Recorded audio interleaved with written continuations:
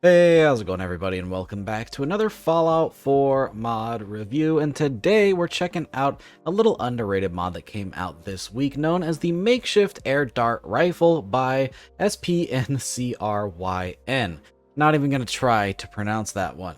Now, this is going to add a brand new makeshift weapon into Fallout 4, which I know you guys absolutely love. And this one is going to be an air-powered dart gun. Now, immediately, if you're looking at the B-roll, you're going to notice some huge similarities to the Fallout 4 vanilla syringer rifle, but this one is a bit different. Rather than firing syringes with different effects, this is going to fire out metal darts. So this is going to be intended to be a ballistic weapon that uses air power, and because of that, the best vanilla comparison is the syringer rifle, and that's why it uses a lot of parts from that. Now, if you're a fan of the mod SRO, the syringer rifle overhaul, you're going to like this one because even though this isn't a syringe rifle, it takes a lot of aspects and upgrade options from that mod and implements them here. Additionally, it even uses a couple of assets from the mod. It actually uses assets from a handful of mods, including some of my own, which is really cool to see. Now, this is a weapon that you're definitely going to want to take the time to upgrade over at the weapons workbench because the standard version of the weapon out of the box with no attachments is a practically unusable pea shooter, but you can upgrade this thing to one of the most powerful weapons in the game, so it can definitely scale with you throughout a playthrough. By default, this thing will be break action single shot, just like the vanilla syringer. However, you can upgrade it to be semi-automatic, which is pretty cool.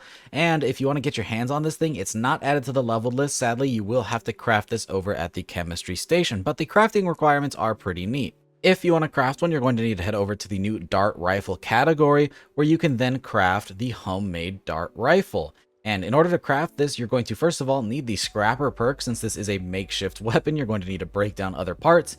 You're going to need a handful of junk items like 4 adhesive, 4 aluminum, 1 cloth, 1 fusion cell, 2 oil, 2 screws, and 8 steel. And then finally, you're going to need 1 lead pipe to act as the main housing cell there.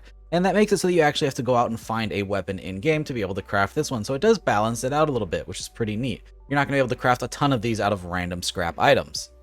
Additionally, while we're checking out the chemistry station, we can go ahead and talk about the ammo types available here. There are a handful of different ammo types that you can switch out at the weapons workbench, but in order to actually use them, you're going to have to craft said ammo, and you can do so here. We have the 15mm dart, the 15mm flechette, the 15mm heavy dart, the 20mm flechette, and the 20mm heavy flechette. All of these are going to do increased damage, and they're going to make different amounts. So whenever you make the darts or flechettes in 15mm, you'll make 10 at a time, and whenever you make the heavy ones, those are going to be 5 at a time, just so you know how much you're going to get when you craft these things. Now, talking about the weapon itself, here we have the very basic version of the homemade dart rifle without any attachments, any perks, or any modifications. As you can see, this thing has a base damage of 64, which is actually a good bit, but it'll prove to be pretty hard to use in its vanilla state. With that stub barrel and the no sight option, this thing has a terrible accuracy. It says only 20, but I'm telling you, my hipfire reticle was literally touching the bounds of my screen, and trying to aim with no iron sights is pretty difficult. So you're definitely going to want to swap out that barrel and sight option as soon as possible.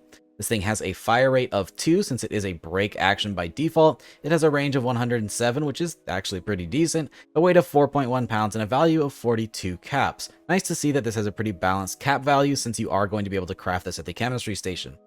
Now, while this weapon doesn't have any custom animations, it does have some pretty cool sight options that I do want to talk about really quick before we get into all of the other modifications. For starters, here is the standard iron sight, and like I was talking about, this thing is pretty much not usable at all. And hipfire, like I said, the reticles are literally touching the sides of my screen, so in this state, the weapon's not going to do a ton. However, you can throw on some really cool sight options. Like here, we have the laser sight taken from my handmade shotgun, which will also be featured in the attachment pack, and it's actually on this already since all of my assets are free use. And this makes a really cool little aiming device. As you can see, we can get a nice little target, and we can hit headshots no problem. Additionally, though, this uses a scope from another mod that adds a really cool thermal scope with some really cool optics. As you can see, everything turns a nice shade of pink, and enemies are highlighted in yellow. And when you go out of the ADS, they are a bright green, so you can still see them for a little bit, even after you're done aiming at them. This makes for an excellent scope, especially with some longer range variants of the weapon, like this one here.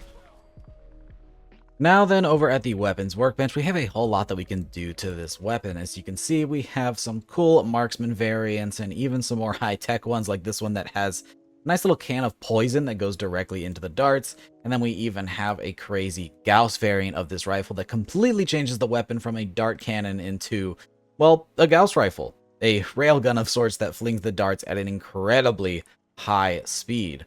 Let's go ahead and start with a basic version of the weapon to see all of these attachments one by one. For starters, we have the pneumatic option, which will give you makeshift pneumatics or improved pneumatics. Then improved pneumatics is just going to give you a nice little damage boost while increasing the weight just a little bit. For barrels, we have the stub barrel, the compact barrel, the copper barrel, and the long barrel. Now, what's interesting is with all of these basic barrels, the stub barrel actually has the highest damage, but the worst accuracy and range. But whenever we increase it, we're going to get some reduced damage, but we will get some more accuracy and range out of it. So that is nice. I'd highly recommend something like the long copper barrel for a standard dart rifle.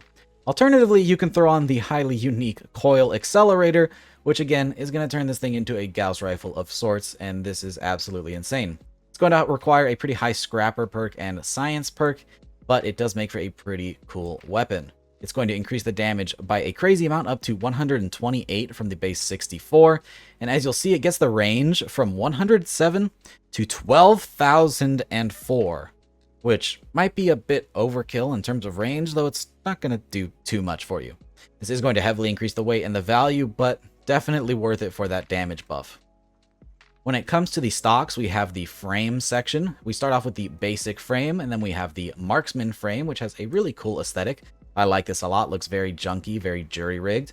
We also have the musketeer frame, which will use parts of the laser musket. Then we have the poisoner frame, which adds in that little bottle of turpentine, which will poison the darts.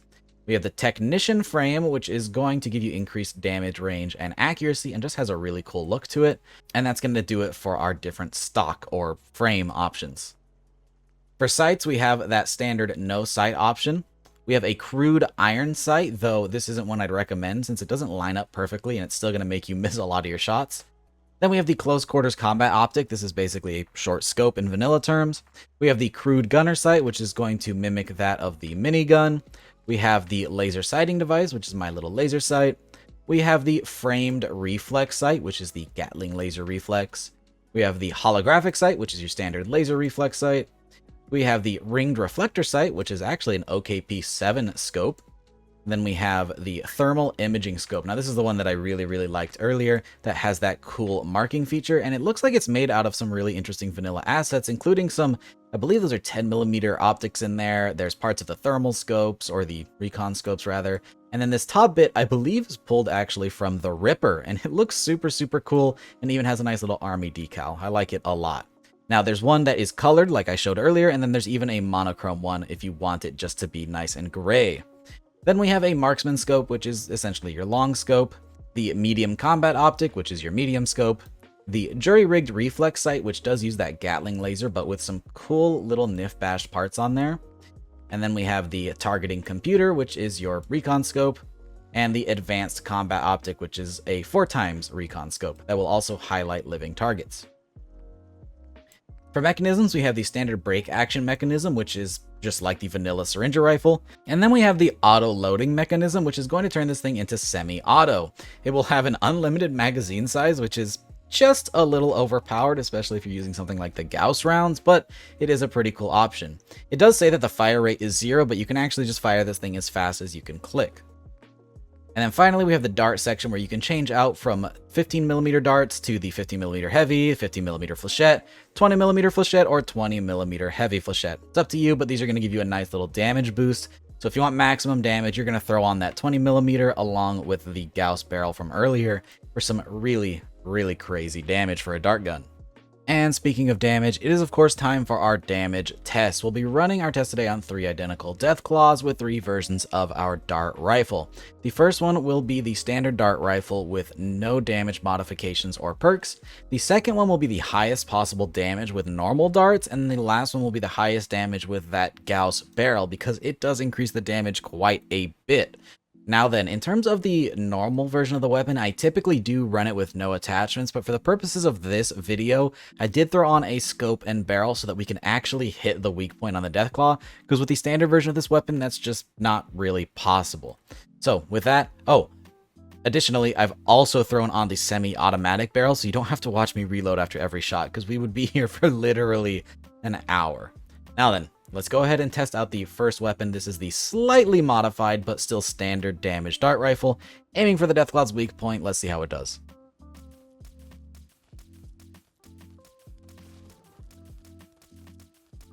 And already 14 shots in, aren't you glad I threw on the semi-auto barrel?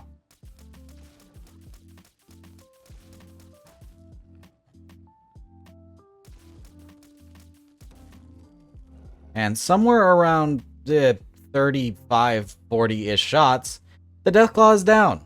You can check my before and after on the ammo there. That was a whole lot of shooting. Let's try out the modified version with the highest damage we could get out of normal flechettes and the little bit of poison boost thanks to the turpentine barrel.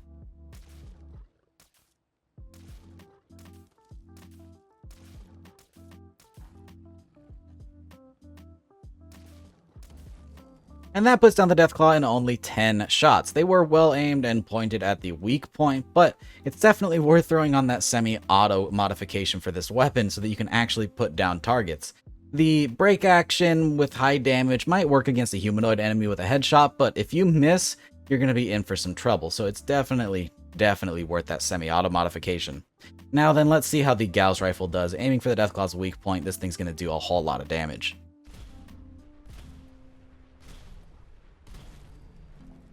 And while it did take us 4 shots technically, I think one of those missed the weak point. I think it might have been just 3 had we hit them all with critical damage. Regardless, a huge improvement compared to the regular versions of the dart rifle. Definitely worth the upgrade and the parts for this Gauss rifle attachment.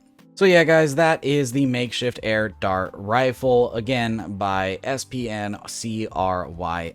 A really cool little weapon mod, definitely one that could use a tiny bit of polish in regards to some of the attachments, but besides that, it's a really fun new makeshift weapon to add to your game.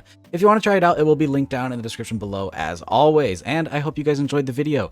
If you did, don't forget to drop a rating. Consider subscribing if you haven't already for more videos just like this. Big shout out to all of my patrons for supporting every single video, and a special thank you to Youth RC, Jackie Noid, Indecisive Wolf, Captain Chaos, Feed, and Helljumper 2077 for signing up for that Tier 3 Patreon membership. If you want to check out Patreon, it'll be linked in the description below, but it is completely optional. Thank you guys so much for watching, and I hope to see you in the next one. Peace!